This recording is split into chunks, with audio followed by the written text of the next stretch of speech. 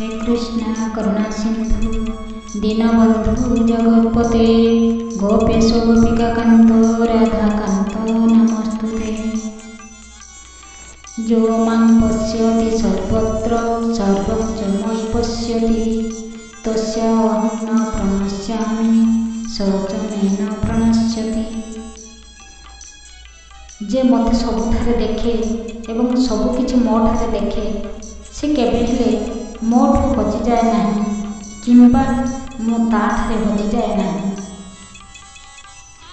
जो व्यक्ति कृष्ण चेतनारे अछि से वास्तविक भगवान श्रीकृष्ण को सबुठारे देखे एवं सबुकिछि कृष्ण ठारे देखे।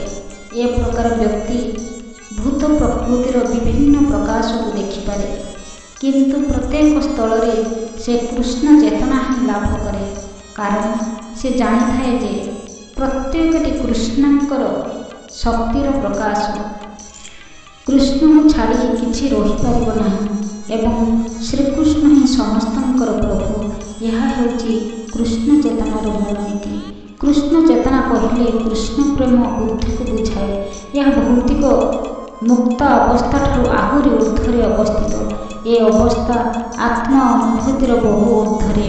ए अवस्थारे भक्त पाखरे श्रीकृष्ण होउछन्ति सबुकिछि एवं भक्त कृष्ण प्रेमरे परिपूर्ण हो जाए। एही अर्थरे ए अवस्थारे भक्त कृष्ण सह समान हो जाए। जेतेबेले ए अवस्था आसी जाए सेतेबेले भगवान और भक्तंक मध्यरे एक दृढ़ संपर्क स्थापित हो जाए। ए अवस्थारे जीव अमरत्व लाभ करे सेतेबेले भगवान केबे हेले भक्तर दृष्टिर अंतराଳରେ रहନ୍ତି ନାହିଁ। कृष्णଙ୍କ सह मिशिजिबा दिव्यतार विनाश अटे। भक्त ए विपद कर्म करे ନାହିଁ। परम ब्रह्म संगीतारे कुहाଯାଇଛି ଯେଉଁ आदिपुरुष गोविंदଙ୍କୁ भक्त प्रेमानुरंजित नेत्ररे देखे तांकु मो वंदना करुछि। भक्तर हृदय से तांकर शाश्वत श्याम सुंदर रूपरे विद्यमान थिबार देखा जाती।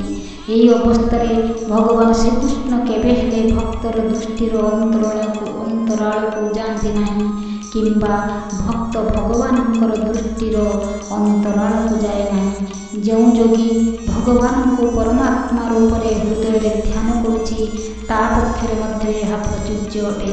ए प्रकार योगी एक शुद्ध भक्त हो जाए एवं मुहूर्तक पाई भगवान को निज मध्यरे न देखी से रही पारती नहीं। ताको ही परम योगी कहा जाए। कृष्ण भगवान कहती जो योगी मते एवं समस्तंकर हृदय रे थिबा परमात्मा को एक बोली जाने से मोर पूजा करे एवं सब परिस्थिति रे सर्वदा मो ठारे ही रही थाए। जो योगी हृदय रे थिबा परमात्मा को ध्यान करती से कृष्णंकर ठारे प्रकाश चतुर्भुज शंख चक्र गदा पद्मधारी विष्णु रूप को निज मध्य देखि पारती।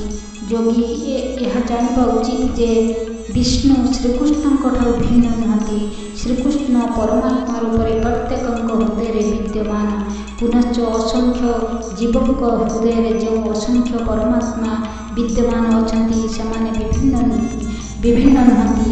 सेमाने एक एवं अभिन्न। जो कृष्ण चेतनाशील व्यक्ति कृष्णंकर दिव्य सेवारे सर्वदा निजको नियोजन करती एवं जो सिद्ध योगी परमात्मा ध्यान रत थांती सेमाने एक एवं अभिन्न।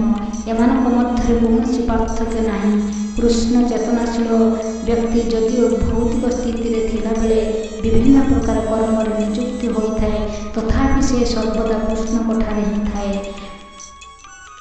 श्रील गोस्वामी भक्ति रसामृत सिंधुरे यह स्वीकृत होइछि जे भगवानंकर जो भक्त सर्वदा कृष्ण चेतनारे कर्म करुछि से स्वतः मुक्त अटे। नारद पंचरात्र यह निम्न मते स्वीकृत होइछि जे कृष्ण सर्वव्यापक एवं स्थान और कालर बहु ऊर्ध्वरे अवस्थित। कृष्णंकर दिव्य रूपरे मन को एकाग्र करी व्यक्ति कृष्ण चेतनारे मग्न हो जाए एवं तत्परे ସେ କୃଷ୍ଣ ସଙ୍ଗଜନିତ ଦିବ୍ୟ ଆନନ୍ଦମୟ ସ୍ଥିତି ଲାଭ କରେ। ଯୋଗ ସାଧନ ମାର୍ଗରେ କୃଷ୍ଣ ଚେତନା ହେଉଛି ସର୍ବୋଚ୍ଚ ସମାଧି ଅବସ୍ଥା। କୃଷ୍ଣ ସମସ୍ତଙ୍କ ହୃଦୟରେ ପରମାତ୍ମା ରୂପରେ ବିଦ୍ୟମାନ। ଏହି ଧାରଣା ଭକ୍ତକୁ ବିଶୁଦ୍ଧ କରେ। ଭଗବାନଙ୍କର ଏହି ଅଚିନ୍ତ୍ୟ ଶକ୍ତି ବିଷୟରେ ମଧ୍ୟ ବର୍ଣ୍ଣନା କରାଯାଇଛି ଯେ ଯଦିଓ ପରମାତ୍ମା ଏକ ସେ ଅଗଣିତ ହୃଦୟରେ ଏକା ସାଙ୍ଗରେ ବାସ କରନ୍ତି। ସେହିପରି କୁହାଯାଇଛି ଯେ ବିଷ୍ଣୁ ହେଉଛନ୍ତି ଏକ କିନ୍ତୁ ସେ ସର୍ବବ୍ୟାପକ। ସେ ଯଦିଓ ଏକ ତଥାପି ତାଙ୍କର ଅଚିନ୍ତ୍ୟ ଶକ୍ତି ଯୋଗୁଁ ସେ ସର୍ବତ୍ର ବିଦ୍ୟମାନ। ସୂର୍ଯ୍ୟଙ୍କ ଭଳି ସେ ଏକ ସମୟରେ ଅନେକ ସ୍ଥାନରେ ପ୍ରକାଶିତ ହୁଅନ୍ତି। ଶ୍ରୀକୃଷ୍ଣ କହୁଛନ୍ତି, ହେ ଅର୍ଜୁନ, ଯେଉଁ ଯୋଗୀ ପ୍ରାଣୀମାନଙ୍କର ସୁଖ ଦୁଃଖରେ ନିଜ ଆତ୍ମା ଭଳି ସେମାନଙ୍କୁ ସମାନ ଦେଖେ ସେ ଶ୍ରେଷ୍ଠ ଯୋଗୀ ଅଟନ୍ତି। କୃଷ୍ଣ ଚେତନାଶୀଳ ସେ ପ୍ରକୃତ ଯୋଗୀ ଅଟେ ଯେ ନିଜର ଆତ୍ମା ଅନୁଭୂତି ବଳରେ ସମସ୍ତଙ୍କର ସୁଖ ଦୁଃଖ କଥା ଜାଣିପାରନ୍ତି। ଜୀବ କୃଷ୍ଣଙ୍କ ସହିତ ଥିବା ତାର ସମସ୍ତ ବନ୍ଧନକୁ ଭୁଲିଗଲେ ଦୁଃଖ ପାଏ। ଶ୍ରୀକୃଷ୍ଣ ମାନବର ସମସ୍ତ କର୍ମଫଳର ପରମ ଭକ୍ତା ଅଟନ୍ତି। ଏହି କଥା ଜାଣିଲେ ମାନବ ସୁଖୀ ହେବ। ସମଗ୍ର ପୃଥିବୀ ଗ୍ରହ ଉପଗ୍ରହ ଆଦି ସମସ୍ତ ଲୋକର ମାଲିକ ହେଉଛନ୍ତି ଭଗବାନ ଶ୍ରୀକୃଷ୍ଣ। ସେ ପ୍ରକୃତ ଯୋଗୀ ସେ ସମସ୍ତ ଜୀବର ପରମ ବନ୍ଧୁ ଅଟନ୍ତି। ଜୀବ କାହିଁକି ଦୁଃଖ ଅନୁଭବ କରୁଛି ସେ ତାହା ଜାଣିଥାନ୍ତି। ଜୀବ କୃଷ୍ଣଙ୍କ ସହିତ ଥିବା ତାର ସମସ୍ତ ସମ୍ବନ୍ଧକୁ ଭୁଲି ଯାଇଥିବା ହେତୁ ଭୂତ ପ୍ରକୃତିର ତ୍ରିଗୁଣ ଦ୍ୱାରା ବନ୍ଧା ହୋଇ ଏ ଭୌତିକ ଜଗତରେ ତ୍ରିତାପରେ ଦଗ୍ଧୀଭୂତ ହେଉଅଛି।